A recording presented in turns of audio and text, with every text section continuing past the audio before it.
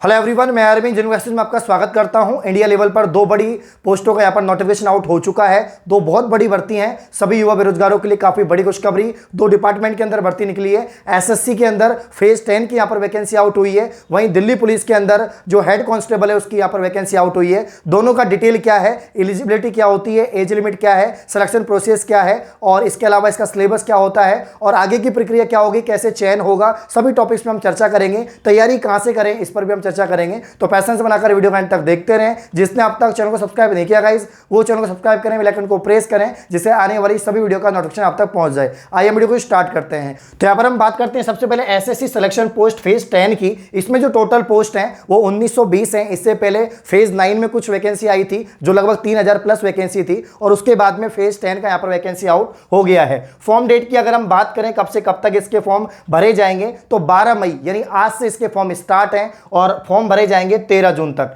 लगभग एक महीने इसके फॉर्म चलने वाले हैं। और अगर हम फॉर्म फी की बात करें तो एसएससी डिपार्टमेंट की सेम ही फॉर्म फी रहती है, चाहे सीएचएसएल हो, सीजीएल हो, एमटीएस हो या आपका फेज 9 या 10 हो। तो फेज 10 की यहां पर फॉर्म की जो फी है, अगर हम जनरल ओबीसी या ईडब्ल्यूएस की बात करें तो आपके 100 रुपए यहां पर फीस लगने वाली है। वहीं हम एससी एसटी और महिला या पीएच कैटेगरी की बात करें तो निःशुल्क, इसमें कोई भी फीस आपकी नहीं लगेगी। आप जो है फॉर्म लगा दीजिए, ठीक है ना। तो ओनली जनरल ओबीसी ईडब्ल्यूएस की 100 रुपीज फीस है। बाकी जो जितने भी कैटेगरी है एससी एसटी या महिलाएं जो हैं उनके लिए निःशुल्क है। अब हम बात करते हैं एग्जाम डेट। इसकी एग्जाम डेट अप्रोक्सीमेटली दे रखी है कि अगस्त के अंदर इसका सीबीटी हो जाएगा।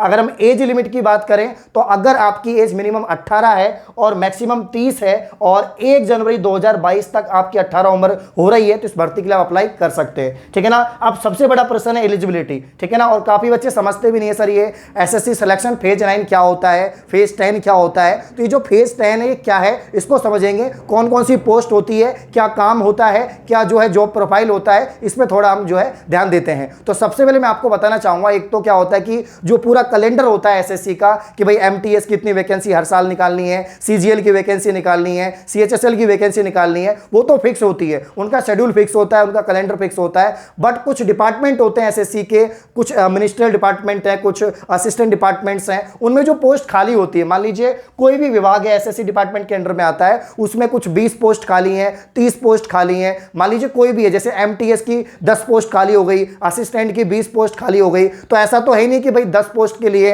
5 पोस्ट के लिए, 30 पोस्ट के लिए अलग अलग नोटिफिकेशन आउट हो, अलग एग्जाम हो, अलग प्रोसेस हो, तो ऐसा नहीं होता है। तो ये जितनी भी डिपार्टमेंट्स के अंदर जैसे कोई रिटायरमेंट हो जाता है या कोई मतलब उस पोस्ट को छोड़ देता है, तो ये जो वैकेंट रह जाती है सीट, इन सबको मिलाकर फिर एक साथ जो है एसएससी डिपार्टमेंट इस वैकेंसी को निकालता है। तो वही वैकेंसी है ये एसएससी सिलेक्शन पोस्ट फेज 10। तो इसमें 1920 पद हैं और अलग अलग लेवल पर ये पद है। 10th लेवल पर, 12th लेवल पर, ग्रेजुएशन लेवल पर। 10th लेवल पर अगर हम बात करें तो जो एमटीएस स्तर के जितने भी पद होते हैं वो 10th लेवल के हैं, जिसमें आपके और जो भी मतलब 10th लेवल की जो भी पोस्ट हैं इसमें दे रखी हैं, मैं आपको डिटेल दे दूंगा, स्क्रीन पर आप देख पाएंगे, ठीक है ना। 12th की बात करें तो 12th में आपके एलडीसी हो गया, डीओ हो गया, जैसी पोस्ट आपके 12th स्तर की मिलेंगी। वहीं ग्रेजुएशन की बात करें तो ग्रेजुएशन में जो है आपके जितने भी असिस्टेंट स्तर की जितनी भी जॉब है वो आपकी ग्रेजुएशन में आ जाएंगी। तो जो भी बच्चा प्रिपरेशन कर रहा है एसएससी डिपार्टमेंट की और उसको इस एग्जाम का फॉर्म भरना चाहिए, साथ ही मैं आपको बता देता हूं वही सेम ही है, वही सीजीएल एमटीएस सबका सेम ही जो है एग्जाम पैटर्न रहता है। अब मैं आपको बता देता हूं टेस्ट के बारे में, क्योंकि जो बच्चा एसएससी की तैयारी कर रहा है, अनअकैडमी उसके लिए 15 तारीख को टेस्ट लेके आ रहा है, कॉम्बैट टेस्ट, ठीक है ना। कॉम्बैट टेस्ट एक ऐसा टेस्ट है जिसमें आप पार्टिसिपेट करके प्रैक्टिस कर सकते हैं, अपना स्तर की जांच कर सकते हैं कि आज तक जो भी आपने पढ़ा है वो आपको कितना आता है, कितना नहीं आता। ऑल इंडिया रैंक आपको मिलेगी, इंडिया की टॉप फैकल्टी के द्वारा क्वेश्चन तैयार किए गए हैं। साथ ही जो बच्चा इस टेस्ट में पार्टिसिपेट करेगा, कॉम्बैट टेस्ट में जो होने वाला है आपका 15 मई को संडे को 12 बजे एसएससी नॉन टेक्निकल कैटेगरी में, और इसमें पार्टिसिपेट करने पर आपको जो है 3000 रैंक तक 100% स्कॉलरशिप मिलेगी।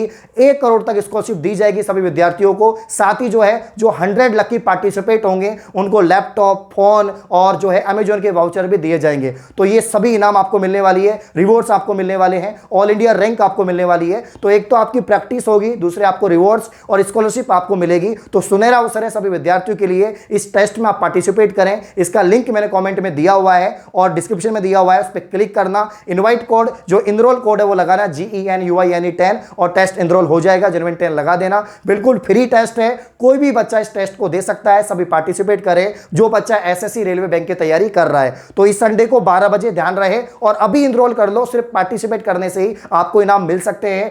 तो अभी हम बात कर लेते हैं इसकी सिलेक्शन प्रोसेस की। इसमें रिटन एग्जाम होगा, उसके बाद में जो है यहाँ पर स्किल टेस्ट, टाइपिंग टेस्ट होगा, उसके बाद में DV, ये सब रहेगा। तो अलग अलग स्तर पर आपके जो है सिलेक्शन प्रोसेस रहेगा। अब हम बात कर लेते हैं एक और बड़ी भर्ती, दिल्ली पुलिस के अंदर हेड कांस्टेबल की भर्ती है, मिनिस्ट्रियल के अंदर, ठीक है ना। बहुत बड़ी भर्ती है, टोटल पोस्ट यहाँ पर 555 के आसपास है, ठीक है ना। फॉर्म की अगर हम बात करें 17 मई से इसके फॉर्म स्टार्ट होंगे, 16 जून तक इसके फॉर्म भरे जाएंगे। अगर हम एग्जाम डेट की बात करें तो वो दे रखा है इसमें नोटिफिकेशन के अंदर कि सितंबर में इसका CBT हो जाएगा, इसका जो एग्जाम है वो सितंबर में हो जाएगा, ठीक है ना। अगर हम एज लिमिट की बात करें तो मिनिमम 18 है, मैक्सिमम 25 है। बाकी जो आरक्षित वर्ग है उनको छूट भी रहती है, जैसे SC ST कैटेगरी है तो उनको 5 साल की छूट रहती है। वहीं अगर हम क्वालिफिकेशन या एलिजिबिलिटी की बात करें तो 10+2 साथ में टाइपिंग, जी हाँ, इसमें टाइपिंग स्पीड मांगी जाती है कि भाई 25 जो है आपकी होनी चाहिए इंग्लिश में, 30 आपकी हिंदी में होनी चाहिए। तो टाइपिंग स्पीड इसमें मांगी जाती है। दिल्ली पुलिस हेड कांस्टेबल की भर्ती है, मिनिस्ट्रियल डिपार्टमेंट के अंदर है, टोटल पोस्ट 555 के आसपास है। 17 मई से फॉर्म स्टार्ट हो रहे हैं, 16 जून तक भरे जाएंगे।